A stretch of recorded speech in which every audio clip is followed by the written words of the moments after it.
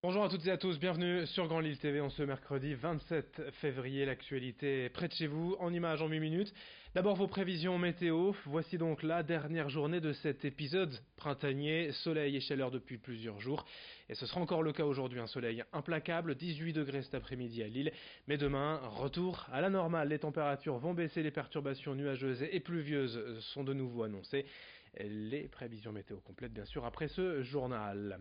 Indirectement lié d'ailleurs à cet épisode de chaleur et de beau temps, l'épisode de pollution aussi qui concerne la région et la métropole lilloise particulièrement depuis plusieurs jours. Aujourd'hui, l'indice de qualité de l'air Atmo devrait être de 8 sur 10 à Lille.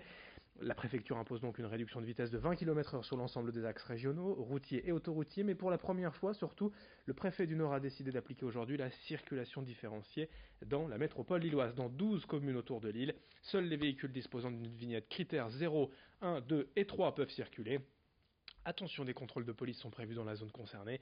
Les explications du préfet de région ont recueillies pour nous par Lucille Berthe Constant. Les voitures qui vont pénétrer à l'intérieur de ce périmètre vont être bien sûr contrôlées, mais pas seulement lors du passage, elles vont aussi être contrôlées à l'intérieur de ce périmètre.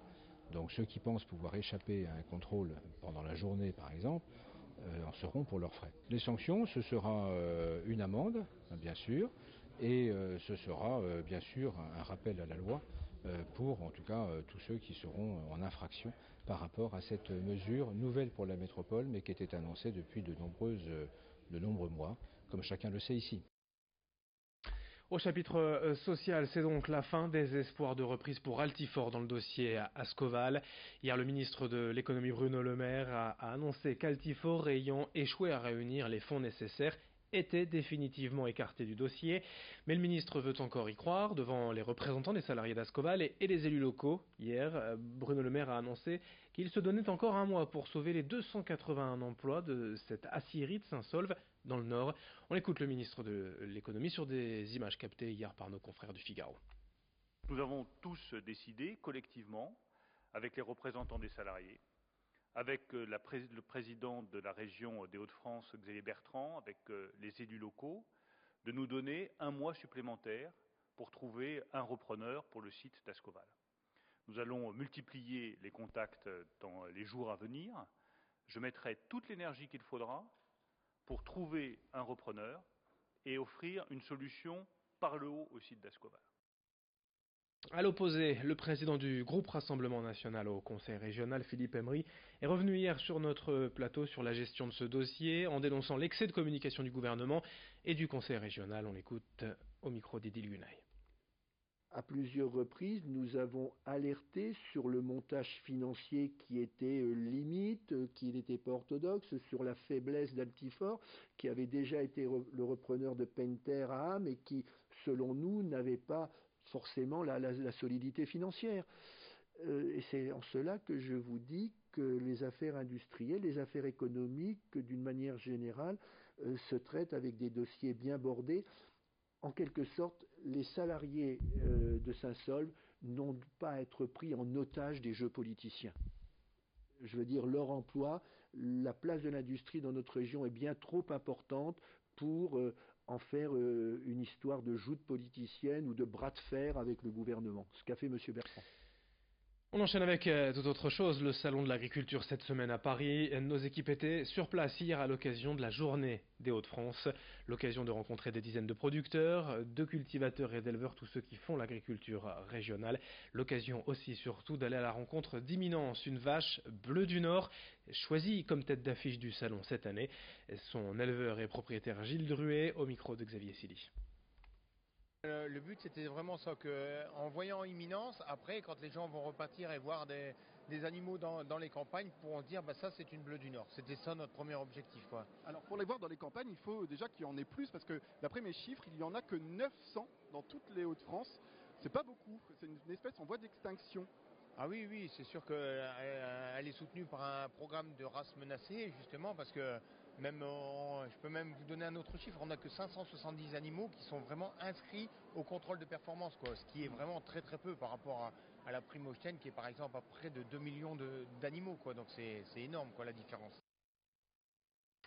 Dans le reste de cette édition, une question: comment se porte le marché de l'immobilier dans la métropole lilloise? Plutôt bien, si l'on en croit les experts du secteur. Bientôt réunis pour le salon Imotissimo du 8 au 10 mars à Lille-Grand-Palais. Contrairement à certaines agglomérations comme Bordeaux ou Lyon, Lille reste assez accessible avec une inflation d'à peine 2% et un prix moyen de 3 500 € le mètre carré. Depuis 3 ans, les taux de crédit sont bas et favorisent l'achat et l'investissement. Qu'en est-il donc dans la métropole lilloise? Explication avec l'un de ces acteurs du marché immobilier régional qui sera forcément présent dans 10 jours au salon Imotissimo à Lille. On l'écoute au micro d'Idil Gunay. Cette année et l'année dernière, il y a eu en tout cas des programmes intéressants qui vont sortir, des programmes plus en centre-ville, dans l'ancien quartier latin. Il y a le quartier Saint-Sauveur qui va sortir, courant 2019. Voilà des vrais beaux programmes lillois qui permettront finalement de faire des achats, dans l'île même. Alors bien sûr, il reste toute la métropole lilloise avec des villes, là j'enfonce des portes ouvertes en reparlant du fameux BMW, Bondu, Marc Wascal, qui reste toujours bien sûr des villes très prisées des investisseurs et des propriétaires occupants. Enfin, on va parler sport et santé. Depuis 2 ans, Johan Gomis et Laetitia Kamba, 2 joueuses professionnelles de l'ESBVA, accompagnent les victimes d'un cancer grâce au basket. Elles forment une équipe de sport santé 2 fois par semaine. Les 2 joueuses proposent des entraînements à adapter avec des préparateurs physiques, des kinés pour reconnecter avec son corps. Les séances sont d'abord consacrées à la remise à niveau physique, puis au jeu avec ballon. Explication au micro de Vincent Vieillard. Déjà, il y a les résultats les plus simples à voir, donc les corps qui changent, une évolution physique, puis très vite une évolution aussi fonctionnelle donc, de notre équipe voilà.